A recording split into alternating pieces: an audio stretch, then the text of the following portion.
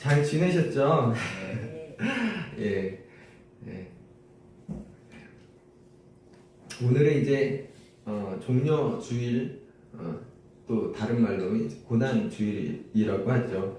이제 종려 주일이라 하는 것은 다 아시겠지만 예수님이 예루살렘에 입성하실 때 사람들이 이 종려나무 가지를 예수님 가시는 길에 깔고 또 그걸 흔들면서 환호했기 때문이고요.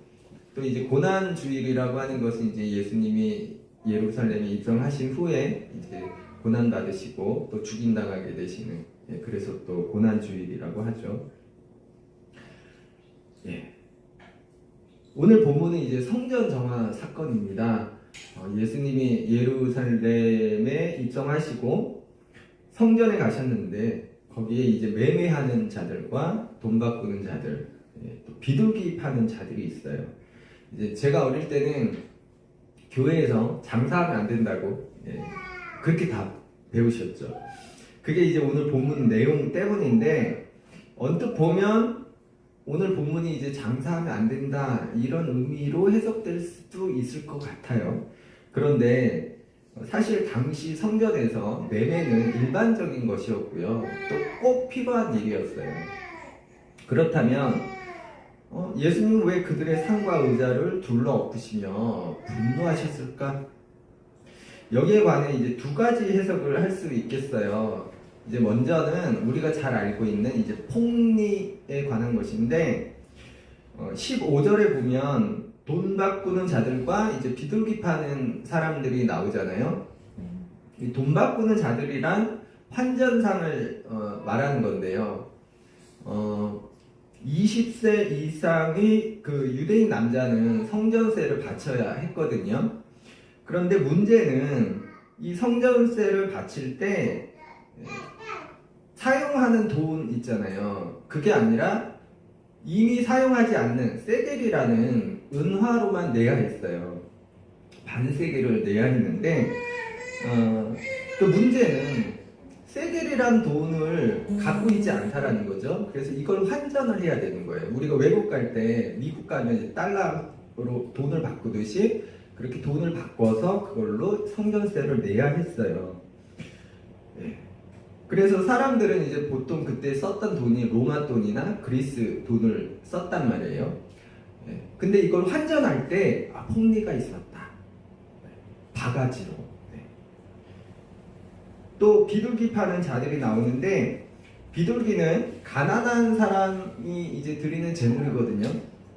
어쨌든. 그런데 이제 사람들이 직접 이제 제물을 가져와요. 바치는. 그런데 흠이 있는 제물은 드리면 안 되거든요. 그래서 제사장이 이걸 확인을 해요. 얘가 흠이 있나 없나. 문제는 흠이 없는 것을 흠 있다고 하면 어떻게 해요? 자기가 볼 때는 흠이 없어요. 근데 제사장이 아니야 이거 흠 있어 이러면 끝나는 거예요. 그러니까 자기가 가져온 제물을 드리지 못하고 이제 성전에서 드릴 제물을 이제 사야 했죠. 이때 또 폭리가 있었다는 거예요. 바가지 요금. 그러니까 이 사람들이 칼만 안 들었지 강도라는 거죠. 이게 이제 우리가 일반적으로 알고 있는 거고, 또 이제 다른 해석도 있는데, 이 주석에 보면 17절 말씀을 통해서 이 성전 정화 사건을 설명을 해요. 자, 17절 말씀 한번 읽어봅니다. 이에 가르쳐 이르시되 기록된 바 내 집은 만민이 기도하는 집이라 칭함을 받으리라고 하지 아니하였느냐. 너희는 강도의 소굴을 만들었도다 하시니. 자, 예수님이 내 집은 만민이 기도하는 집이라 하시는데요. 여기서 이제 만민이 기도하는 집이라는 이 말씀은 이사야 56장 7절 말씀을 인용하신 건데, 그 구절이 이런 내용이에요. 신실한 이방인들이 하나님의 성전에 와서 예배할 것을 예배드리게 된다는 그런 내용을 선언하는 그런 거예요. 그리고 오늘 예수님의 성전 정화 사건이 벌어지는 그 장소가 바로 어디냐면 이방인의 뜰입니다. 이방인들이 성전에 와서 유대인들과 같이 할 수 없었거든요. 그 이방인의 뜰에서 기도하고 예배할 수 있었던 거예요. 그런데 문제는 본래 그 성전 안에서 이제 그 매매가 이루어졌는데 그게 감람산 위에 있었다고 해요. 원래 있었어요. 한 곳이. 그런데 이방인의 뜰에도 그 장사하는 곳을 만든 거예요. 그걸 통해서 이방인들이 기도할 수 있는 장소, 그들이 예배 드릴 수 있는 장소를 빼앗은 거예요. 네. 또 예수님이 너희가 강도의 소굴로 만들었다 하셨는데 이 말씀은 예레미야 7장 11절을 인용한 겁니다. 그런데 그 구절은 어떤 내용이냐면 이제 성전에 예배 드리려고 유대인들이 막 들어오는데 그때 그들을 보시고 하나님이 말씀하시는 내용이에요. 그 내용이 어떤 거냐면 너희가 나그네와 고아와 과부를 억압하고 도둑질하고 사람을 죽이고 음행을 행하고 우상을 섬기면서 지금 내 집, 하나님의 집, 성전에 들어와 있느냐? 이 성전이 너희 눈에는 도둑들이 숨는 곳으로 보이느냐? 그리고 말씀하시는 거예요. 내가 이곳을 해치우겠다. 없애버리겠다. 너희를 다 쫓아버리겠다. 그러니까 진심으로 예배드리기 위해 성전에 오는 게 아니라 자기들의 어떤 그 죄악의 그런 모습들, 행위들을 은폐시키려고 종교적 행위를 하려고 오는 그 사람들을 책망하시면서 지적하시는 내용이죠. 또한 그러한 용도로 사용되는 성전을 그냥 하나님이 파괴해버리시겠다는 선언입니다. 그러니까 지금 예수님 성전 정화는 뭡니까? 당시 성전의 상태 때문인 거예요. 성전은 곧 하나님의 은혜는 만민 모두에게 주어지는 것인데 어떤 특정한 무리, 곧 유대인에게만 주어지는 것이 아닌데도 그들은 이방인들의 예배처소와 기도 장소를 빼앗은 거고 또 이 일은 그들 스스로가 모든 민족의 빛으로 부름받았다는 그걸 부정하게 되는 거죠. 또한 강도의 소굴이란 말씀으로 알 수 있듯이 그들이 드리는 성전 예배가 진짜가 아니라 가식적인, 극히 종교적인 행위로 드려지고 있음을 지적하시는 거죠. 그래서 예수님의 성전 정화 사건은 단지 성전에서 매매하고 장사했기 때문이 아니라 그러한 재구시를 못하는 당시 성전의 상태를 지적하고 계시는 겁니다. 또한 예수님 성전 정화 사건 바로 위에 14절을 보면 무화과 나무 비유가 나와요. 제가 읽겠습니다. 14절. 예수께서 나무에게 말씀하여 이르시되 이제부터 영원토록 사람이 내게서 열매를 따먹지 못하리라 하시니 제자들이 이를 듣더라. 여기서 이제 무화과 나무는 성전을 가리키는 거잖아요. 지금 성전 제도의 폐지를 말씀하시는 거예요. 자, 여기서 오해 없으시길. 지금 성전 자체를 예수님이 공격하시는 게 아니고 지금 성전 구실을 못하는 그 성전을 지적하고 계신 거예요. 그리고 또한 그렇게 재구실을 못하는 성전을 운영하는 그 종교 지도자들도 그 안에 포함이 되겠죠. 자, 어떤 게 맞다고 생각되시나요? 첫 번째 폭리, 두 번째 자, 예수님 성전 정화의 이유는 폭리였을까? 아니면 당시 재구실을 못하던 성전과 종교 지도자들이었을까? 자, 제 생각에는 둘 다가 아니었나 싶어요. 예, 어쨌든 오늘 중요한 것은 제가 이제 성전 정화의 이유에 대해 말씀드리려고 하는 게 아니고요. 왜 예수님이 죽게 되었나? 왜 그들이 예수님을 죽이려 했느냐? 이제 이거거든요. 지난 주일에 이제 오늘 설교 내용이 좀 많이 중복이 되는 점 이해 부탁드리고요. 지난 주일에 말씀드렸던 바로 그 내용인데 18절 말씀 우리 함께 읽어보겠습니다. 대제사장들과 서기관들이 듣고 예수를 어떻게 죽일까 하고 꾀하니 이는 무리가 다 그의 교훈을 놀랍게 여김으로 그를 두려워함일러라. 성전 정화 사건 이후에요, 대제사장들과 서기관들이 뭔가 듣고서 예수님을 죽이려고 꾀합니다. 그런데 지금 18절 내용을 보면 예수께서 하신 성전 정화 사건은 나오지 않아요. 거론되지 않습니다. 예수님을 죽이려고 하는 이유는 그들이 뭔가 들었기 때문이에요. 이제 그 내용이 중요한 거예요. 자, 그게 뭘까요? 예수님이 사람들에게 뭔가 얘기를 했는데, 예, 대제사장들과 서기관들이 그걸 들어요. 예? 어떤 걸 들어요? 그게 뭘까? 예. 저는 몰라요. 왜냐하면 안 나와. 성경에 안 나와요. 그러니까 알 수는 없어. 그런데 여기서 이제 중요한 포인트가 뭐냐면, 무리가 그의 교훈을 듣고 놀랍게 여겼다. 네. 그러니까 사람들이, 예수님이 사람들을 모아놓고 말씀을 하셨어요. 근데 그 말씀을 듣고 놀랐다라는 거예요. 놀랐어. 근데 그 얘기를 대제사장들과 서기관들이 듣고 두려워했어요. 왜일까? 네. 사람들이 지금 놀랍다고 하는데요, 이 놀라다라는 말의 원어적 의미는 충돌하다라는 뜻이 있습니다.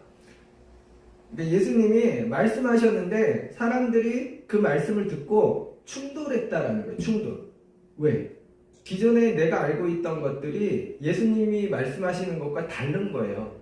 그 충돌을 하는 거죠. 충돌하면 어떻게 돼요? 깨지겠죠.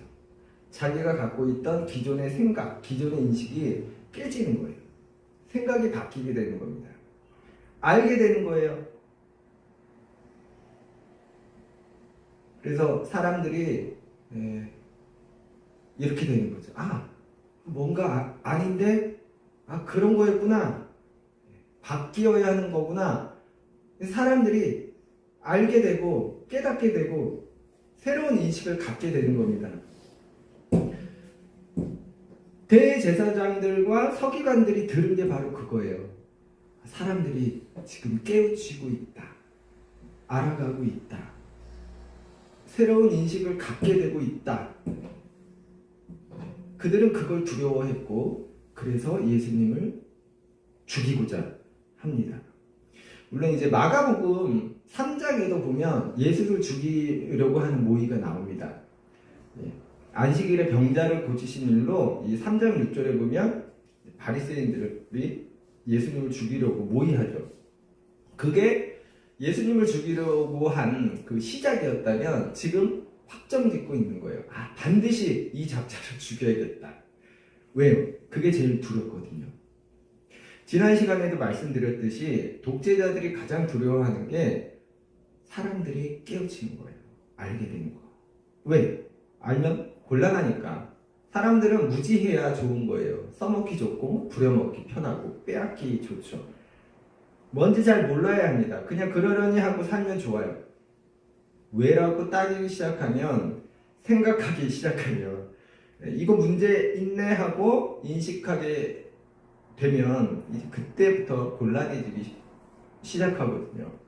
그래서 옛날 그 양반 상놈할 때요, 양반들이 상놈이 교육받는 걸 철저히 막았잖아요. 과거 군사 독재 시절 때 학생들이 공장이나 농촌에 가서 야학을 열고 가르치면 빨갱이로 잡아갔어요. 왜? 사람들이 깨우치는 게 두렵기 때문에. 세상이 변하는 이유는 여러 가지 있겠지만 사람들의 인식이 변할 때 바로 그때거든요. 이사야 11장 9절 말씀처럼 물이 바다를 덮은 같이. 그 마가복음에서 최초로 예수님을 죽이려고 한 이유도 살펴보면 똑같은 거예요. 예수님이 안식일에 아픈 사람을 고쳐주셨어요. 그때 예수님이 뭐라고 하셨냐면, 안식일에 선을 행하는 것과 악을 행하는 것, 생명을 구하는 것과 죽이는 것, 뭐가 옳으니? 안식일에는 절대 일하면 안 된다는 당시 사람들의 생각을 깨시는 거거든요. 그러니까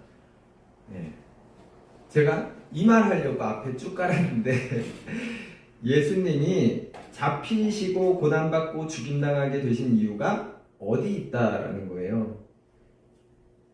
예수님이 사람들의 인식을 바꾸려고 하셨기 때문에. 그리고 알고 보면 신약성서에서 알려주는 건 거기서 예수님이 하신 일이 뭔지 설명하는 것들을 살펴보면요. 물론 이제 뭐 병자를 고치고 뭐 귀신을 내쫓아 주시고 뭐 이런 것도 있지만 결국 가르치신 거예요. 하나님 나라에 관해 알려주시고 사람들의 인식을 바꾸시는 그런 일을 하신 겁니다. 왜요? 예수님이 이 땅에 오신 목적이 하나님 나라기 때문에 그 나라를 이루시기 위해서는 사람들의 인식이 먼저 바뀌어야 하는 거죠.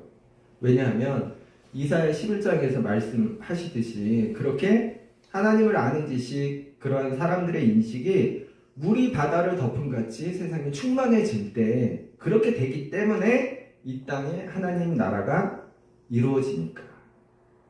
자, 여기서 질문. 그렇다면 우리가 믿는 그 천국은 뭐지? 그렇잖아요. 우리 죽어서 천국 가야 되는데 지금 제가 설명한 것은 이 땅에 이루어지는 하나님 나라에 관한 거잖아요. 제가 여러 번 설명드렸듯이 우리가 천국에 관해 알 수 있는 것은 성서를 통해 알 수 있는 것은 극히 적습니다. 그래서 우리는 잘 알 수 없어요. 지금 현재 천국이 존재하는지조차. 아니면 이제 사도 바울이 얘기한 대로 우리가 죽으면 잔다. 그리고 그 상태로 머물다가 한날에 예수님 재림 때 모두가 부활하고 그때 우리가 바라는 그런 천국에 오는 것인지 어떻게 되는 것인지 정확히 알 수 없어요. 어떤 분들은 뭐 요한계시록까지 막 설명을 하지만 알고 보면 그것도 확신할 수 없는 거거든요. 그래서 이 부분에 관해서는 우리가 잘 모른다, 알 수 없다. 이게 정답이고요. 그래서 우리가 할 수 있는 최선은 뭐예요? 믿음으로 구원받는다는 사실, 그리고 천국을 하나님께서 반드시 주신다는 확신. 그게 있다면 그 믿음대로 믿으면 돼요, 그냥. 거기서 더 나갈 수도 없고, 우리가 할 수 있는 최선은 그거예요. 그러나 분명한 것은 예수님이 그렇게 우리가 죽어서 가는 천국이나 먼 미래에 올 그런 천국, 그런 하나님 나라에 관해 가르치시고 말씀하신 것만이 아니거든요. 사실 가만히 보면 예수님은 그런 먼 미래적인 천국이 아니라 우리가 지금 숨쉬고 살아가는 이 땅에 관해, 이 땅의 변화에 관해, 이 땅에 이루어져 갈 그 하나님 나라에 관해 말씀하신 게 훨씬 많아요. 그리고 그 일을 하셨고, 그리고 우리가 생각해 볼게 예수님이 이제 우리가 교리적으로 믿는 건 이제 대속제물로서의 예수님을 믿는 거잖아요. 그래서 예수님이 어린 양으로 그렇게 한 번의 제사를 드림으로써 우리의 죄를, 모든 죄를 속량하고 우리는 이제 믿음으로 믿기만 하면 구원받는, 우린 천국 가는. 그렇다면 예수님이 잡히시고 고난받고 할 필요가 없는 거예요. 예수님의 채찍질 맞아? 그렇게 아픈데. 그 로마의 그 채찍질이 얼마나 무서운지 아시죠? 그냥 가죽 채찍이 아니고요. 거기 보면 막 조개 막 이런 쇠고리 막 이런 게 달렸어요. 그래서 그걸로 팍 치면요. 이렇게 팍 감기는 거예요. 그리고 딱 뛸 때 이게 살점이 쭉쭉쭉 다 뜯겨나가요. 그러니까 완전히 만신창이가 되는 거죠. 가죽이 다 벗겨지는. 그런데 왜 그런 고난을 받으셔요? 그럴 이유가 없어요. 그런데 예수님은 고난 받으셨어요. 예수님이 왜 고난 받으셨는지를 베드로 전서에서 이렇게 알려줍니다. 2장 21절에 그리스도도 너희를 위하여 고난을 받으사 너희에게 분을 끼쳐 그 자취를 따라오게 하려 하셨느니라. 이제 물론 맥락적으로 지금 베드로전서의 말씀은 지금 제가 하는 것과는 좀 차이가 있어요. 그렇지만 분명한 것은 예수님 고난의 이유에 관해서는 같다라는 거예요. 그분의 자취를 따라가게 하시려고. 아니 왜? 그냥 믿으면 되는데. 그렇잖아요. 우리가 믿는 건 그거잖아요. 우리 믿음으로만 구원받잖아요. 행위가 아니라. 그냥 믿으면 돼요. 근데 왜 그분의 자취를 따라가야 돼요? 그냥 믿으면 되는데. 그런데 그걸 요구합니다. 성서에서. 왜? 자, 예수의 자취라는 게 이제 그냥 직접적으로 보면 예수께서 가신 길, 그 십자가의 길을 지금 의미하는 거거든요. 그런데 좀 더 넓게 보면 단지 십자가의 길뿐만이 아니라 예수가 품으셨던 뜻, 그분의 가르침, 그분의 행하신, 그가 말씀하신 것들, 그가 바라보신 곳, 그분의 생각, 그분의 인식, 여러 가지로 생각할 수 있어요. 왜 이런 것들이 요구되냐고요? 이 땅에 이루어질 하나님 나라를 위해 그것들이 요구되는 겁니다. 그래서 분명한 건 뭐냐면 천국에 관해 하나님의 몫과 우리 몫이 있다라는 거예요. 우리가 믿음으로 구하는 그 천국, 완전한 하나님 나라, 우리가 고대하는 천국은 그분의 몫이지만 우리가 살아가면서 이 땅을 하나님 나라로 만들어가는 것, 그것은 우리 몫이라는 거예요. 그런데 하나님 나라가 어떤 나라예요? 우리가 계속해서 살펴보았듯이 하나님 나라는 누구나 그가 가진 것으로 판단받지 않고 하나님이 창조하신 인간이기 때문에 그것만으로 평등하게 존중받으면서 또 자유롭게 살 수 있는 그런 세상. 이런 하나님 나라, 평등한 세상, 평등한 나라에 관해 이사야를 통해 우리가 말씀을 나눴었는데 이사야 40장 4절에 보면 골짜기마다 도두어지며 산마다 언덕마다 낮아지며 고르지 아니한 곳이 평탄하게 되며 험한 곳이 평지가 될 것이요. 그러니까 지난번에도 말씀드렸듯이 이렇게 높은 산이 있어요. 세례 요한이 이제 작은 산까지 얘기하는데 그 언덕이 작은 산으로 바뀐 것 같아요. 뭐 그 번역의 차이니까 어쨌든 자, 높은 산이 있는데 그 높은 산이 낮아지고 낮은 골짜기가 메워지는, 그래서 고르고 평탄하게 되는 그러한 평등한 세상에 관한 말씀인데요. 그래서 우리 상식적으로 생각을 해볼 때 낮은 골짜기가 채워지려면 어떻게 되어야 하나요? 이 높은 산이 낮아져야 되죠. 그래서 사실 공산주의가 그렇게 한 거예요. 높은 산, 부자들을 깎아서 낮은 골짜기를 채운 거잖아요. 그런데 사실 그게 아니에요. 자, 지난 시간에도 말씀드린 건데 높은 산은요 낮아질 수가 없어요. 물론 그럴 수도 있지만 높은 산은 낮아지기가 어려워요.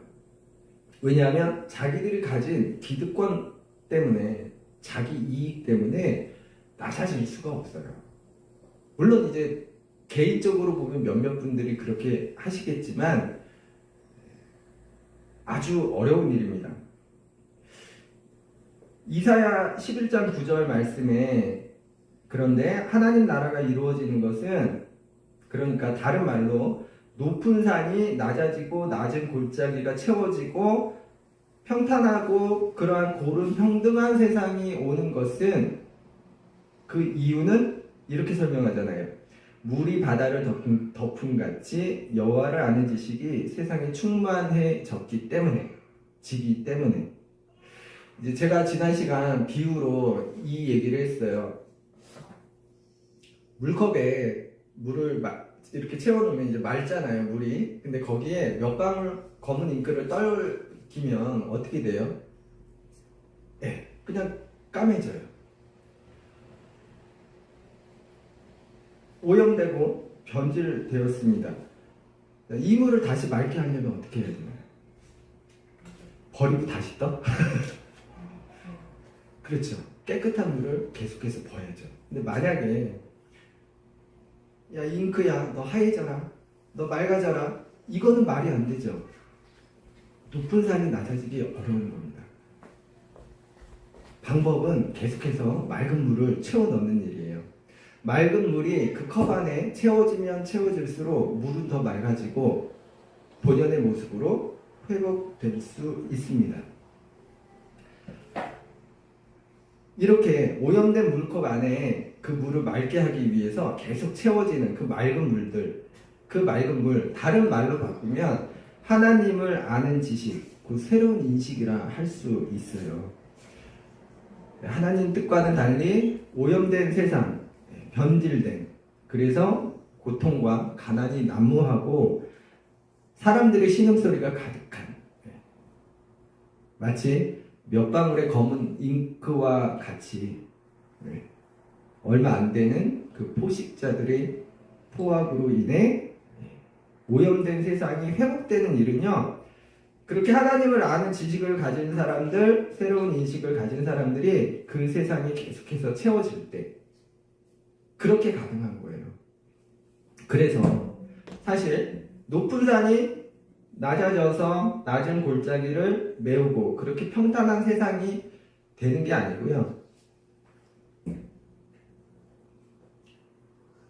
낮은 골짜기가 하나님을 아는 지식, 새로운 인식으로 물이 바다를 덮은 같이 채워질 때 그때 높은 산은 낮아지는 거예요.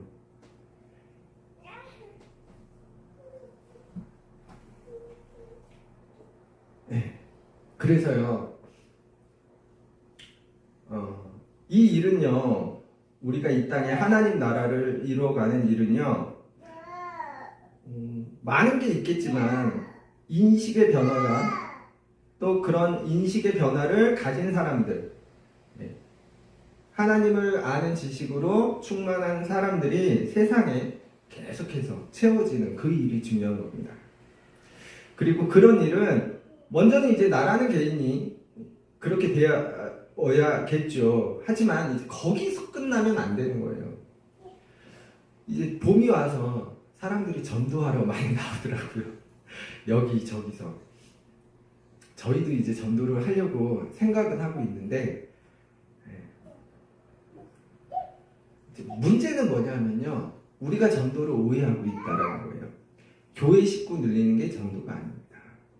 전도는 선동하는 거예요. 오늘 설교 제목이 회개했다면 선동을 하는 자가 되어야, 원래는 되라 했었는데 너무 센 것 같아가지고 되어야로 바꿨습니다.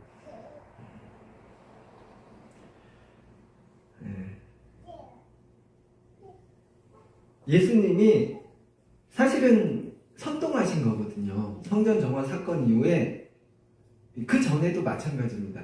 사람들을 가르치시고 하나님 나라에 관해 알려주시고 그렇게 사람들을 선동하신 거예요. 그들을 바꾸시려고 계속해서. 그리고 그렇게 선동하신 게 결국 예수님이 고난받으신, 죽임당하게 되신 가장 큰 이유인 겁니다. 그리고 그 자체를 따라오라고 하잖아요. 우리가 먼저는 내가 변화되고 내가 그렇게 살아가야겠지만, 물이 바다를 덮으려면 나 갖고는 안 되잖아요. 예수님이 제자들을 왜 키웠을까요? 바로 선동시키려고. 오늘날 교회에서 예배드리는 우리 역시 예수님이 제자 아닙니까? 엄연히 우리 역시 선동해야 합니다. 자, 오늘도 막 달려왔는데요, 이제 마쳐야 될 듯 해요. 자, 우리에게는 평등한 세상, 완전한 하나님 나라는 그분의 몫이지만 이 땅에 우리가 만들어 가야 할 그러한 평등한 세상, 하나님 나라에 관한 우리 몫이 분명히 있어요. 그걸 성서에서 말씀하고 있고, 그 우리 몫이라는 것은 먼저는 내가 하나님을 아는 지식으로 충만해지고 그렇게 검게 변한 세상을 우리가 채워가는, 우리가 그러한 한 물줄기가 되는 일이고, 그렇게 바다를 채워가고 낮은 골짜기를 메꿔가는, 그게 우리의 몫인데요, 거기서 끝나면 안 된다는 거예요. 우리는 우리가 새롭게 가진 그 인식을 전해야 하고 선동해야 합니다. 그 선동은요, 사람들이 충돌하게 만드는 거예요. 사람들이 충돌해서 그들이 갖고 있던 생각들, 인식들이 그 충돌을 통해서 깨지고 뒤바뀌게 되는 바로 그 일입니다. 그게 바로 우리 몫이에요. 선동하는 거. 교회의 식구 늘리는 전도도 물론 좋습니다. 그렇게 또 교회의 식구가 되어서 또 하나님 말씀을 듣고 배우고 또 그래서 그걸 통해 하나님을 알아가고 또 그렇게 한 물줄기가 되죠. 그런데 그게 전도가 아니라는 게 아니고요. 그 전도도 좋지만 진짜 전도는 그렇게 교회에 국한되는 게 아니라는 거예요. 세상을 선동하는 게 바로 진짜 전도예요. 믿지 않는 사람 한 명을 우리가 흔히 뭐 영혼 구원한다고 하는데 그게 전도, 그것도 전도지만 더 본래적인 의미는 세상을 선동하는 거예요.